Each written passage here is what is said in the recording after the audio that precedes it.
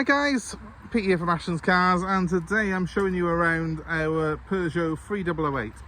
This is a 2017 model of 3008. It is the 1.6 litre BlueHDI in Allure spec. So an economical and very practical family car this is, and also very popular these days.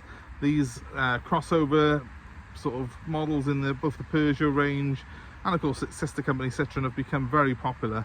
But I think by far the best looking car that they've come up with at the moment from the PSA group is this model of 3008. It really is stunning.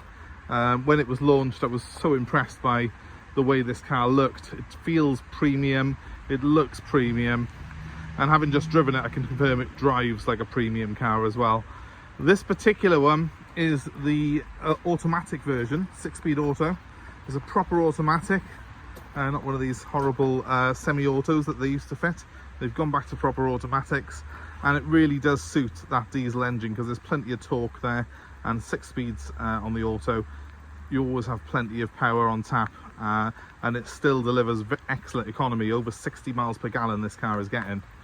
So let's have a look at some of the details of this car. It's, I appreciate, not the nicest weather to be looking at cars today, and if we do get some better weather before this thing sells, I will put a better video up of it in the sunshine so you can have a proper look at it. But you know, it's there's no time like the present, so well, let's see what we've got. First of all, let's look at the styling of this car. Lots of nice detailing, like the chrome down there on those mouldings, this chrome line here on the bonnet, which really I think looks fantastic. That follows through into some sort of nice haunches on the rear end, which give it quite a muscular look. And again, you've got the chrome trim and these roof rails that run the length of the car, and then come into this nice angular detail here on the back. It's a really cool bit of work, I think, and a really smart looking car. I like the contrasting colours on this. Just in this section here, you've got the matte black of the wheel arch combined with the high gloss black on this roof section here, combined with some chrome and then more high gloss black before you get to the next bit of aluminium on the roof. It looks fantastic. The rear lights as well have a really cool design. It's a properly styled car, this is. This is always high gloss black on every model as well. And again, it brings up a subtle contrast in the colours on this back end and makes it look very interesting. It's a much better looking car than pretty much anything out there in this sort of sector, and also I do think it does look a little bit distinctive, this car, because of those extra design features that are in it. Everyone these days wants a crossover, everyone wants something that's this sort of size, but what Peugeot have done is they've made sure they've kept a lot of styling identity on this car to set it apart from the crowd. And even on the front, a very bold grille, which I think looks great with the mix of chrome and black.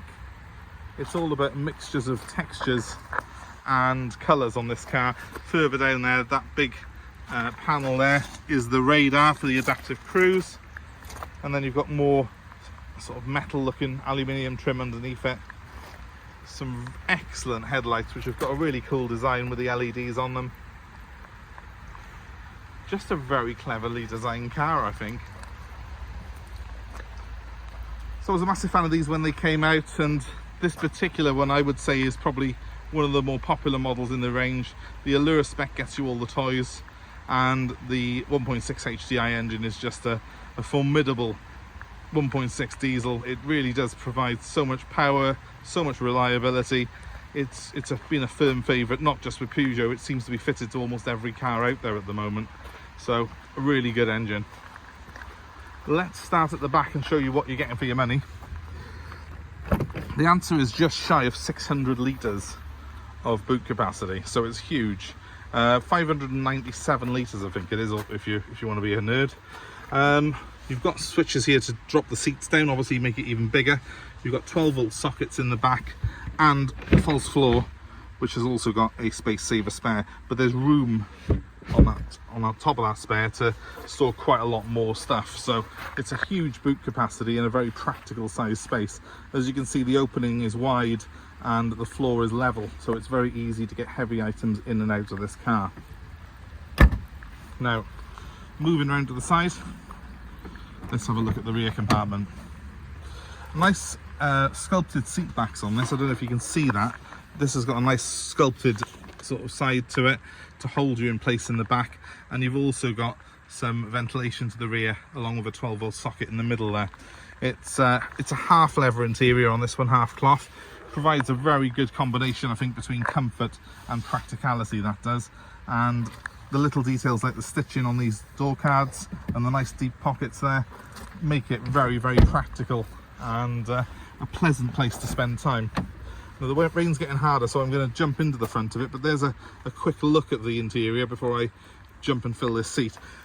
You've got really deep bolsters on these front seats. They're like proper sports seats, but as you can see on this one, there's no wear in them whatsoever. So this car now has done 94,000 miles, and it doesn't seem to have had any adverse wear whatsoever in that time. It's worn very, very well. Excuse the fact that there is a damp patch on the seat where I've been sat in it.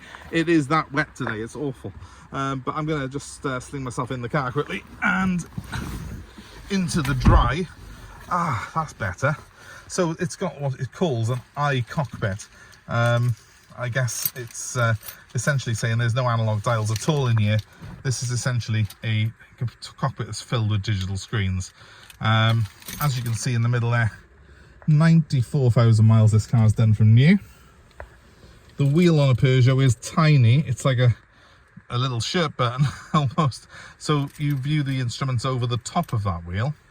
And then we've got this rather nice gear selector here. It's very easy to use. You press the button, pull it back for drive, forward for reverse, and there's a P button on the top.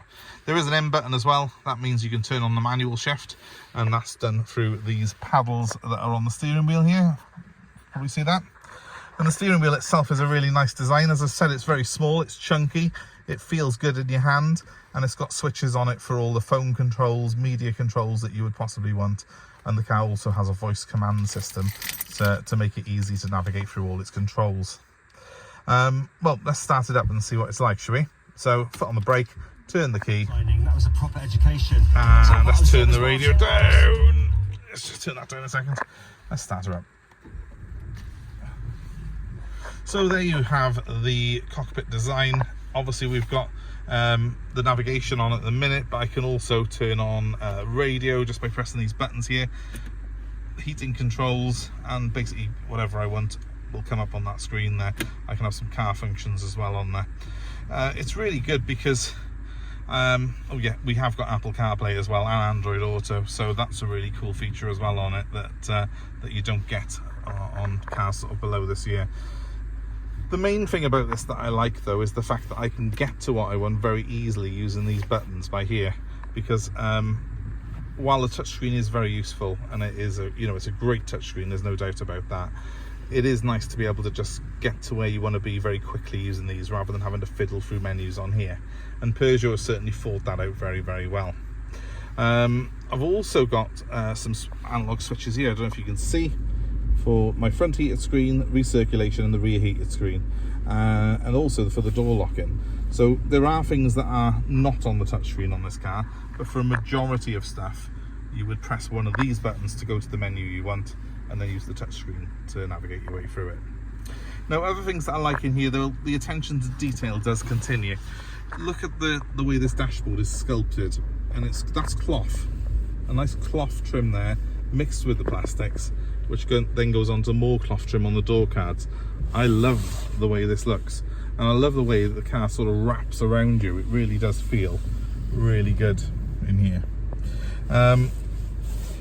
Other things that I like, well, it has got a sport mode on it, which I haven't really had much opportunity to try yet, but I am told does sharpen up the throttle response as well as the steering responses on the car.